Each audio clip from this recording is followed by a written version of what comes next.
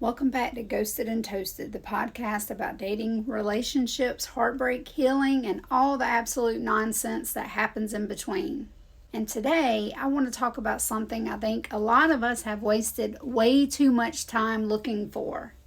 Closure. Because somewhere along the way, we convinced ourselves that in order to move on from somebody, we need them to explain what happened. Why did you change? Why did you stop calling? Why did you treat me like you cared and then disappeared? Was any of it real? Was there somebody else? What did I do wrong? And we sit there waiting for an explanation from the same person who created the confusion in the first place. Think about that. We are asking the person who hurt us to also be the person who makes the hurt make sense. And sometimes they can't. Sometimes they won't. And sometimes the answer is sitting right there in their behavior. I think dating as an adult makes this even harder because we're not 18 anymore. Most of us aren't walking into relationships completely untouched by life. We've had heartbreak. Some of us have been married. Some have been divorced. Some have lost people. Some have been cheated on. Some have spent years rebuilding themselves after somebody absolutely destroyed their confidence. So when you finally decide to open that door again, that's a big deal. You're not just giving somebody your phone number. You're giving them access to a version of you that you worked really hard to put back together. And that's why inconsistency hits differently now, because I'm not asking you to be perfect.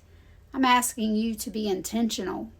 One of the hardest lessons I've learned is that sometimes closure isn't a conversation. Sometimes closure is realizing they knew that ignoring you would hurt you.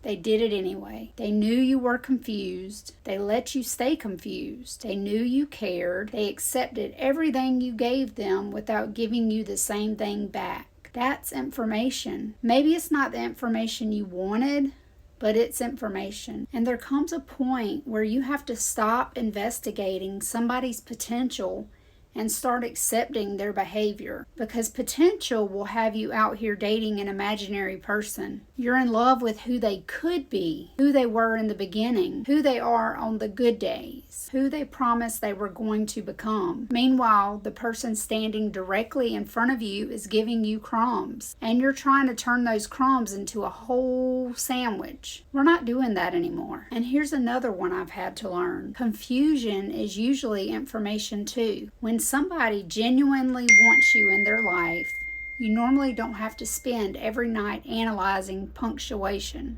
Okay, he said goodnight instead of goodnight with a heart. What does that mean? Girl, go to bed. We've all done it. Looking at whether they're online, watching who liked what, wondering why they watched your story but didn't answer your text, trying to decode a human being like you're working for the FBI. At some point, you have to ask yourself, do I actually like this relationship, or am I addicted to trying to figure it out? Because healthy relationships aren't supposed to feel like detective work. And I know somebody listening is thinking, but I just want them to tell me why. I understand, but what if they never do? Are you willing to give that person another 6 months of your life? Another year? How long are you willing to stay emotionally attached to somebody who already decided they could live without you? Closure can't require their participation, because then you're still giving them control. Sometimes you have to create your own ending.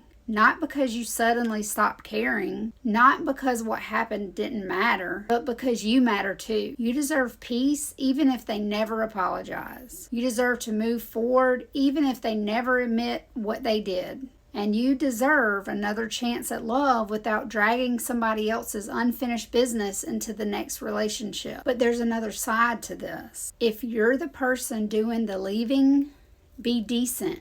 We're grown. You don't have to marry somebody just because you dated them. You don't owe somebody a relationship you don't want. But if somebody has been good to you, don't intentionally leave them questioning their worth because you're too uncomfortable to have an adult conversation. Say, this isn't working for me. My feelings changed. I'm not ready. I don't see this going where you do. Those sentences might hurt, but silence can hurt worse because silence leaves somebody filling in the blanks. And people usually fill in those blanks with their own insecurities. So here's what I want you to remember this week. Stop begging people to explain behavior they've already demonstrated. Stop trying to convince somebody to recognize your value. And please, stop believing that somebody rejecting you automatically means there is something wrong with you. Sometimes two people simply aren't right for each other. Sometimes the timing is wrong. Sometimes somebody isn't emotionally capable of giving you what you're asking for. And sometimes they're just a jerk. We don't need a 12-part documentary about it. Your job isn't to solve them. Your job is to pay attention. And when somebody repeatedly shows you that they can't give you the kind of relationship you want, believe them. Then close the door yourself. That's episode 11 of Ghosted and Toasted, and I want to leave you with this. Closure isn't always getting an explanation. Sometimes closure is finally deciding you don't need one. If this episode made you think of somebody, don't text them. I'm serious. Put the phone down. Send this episode to your friend instead. Don't ignore the red flags. And I'll see y'all next time on Ghosted and Toasted, where apparently surviving modern dating should qualify us for some kind of tax deduction.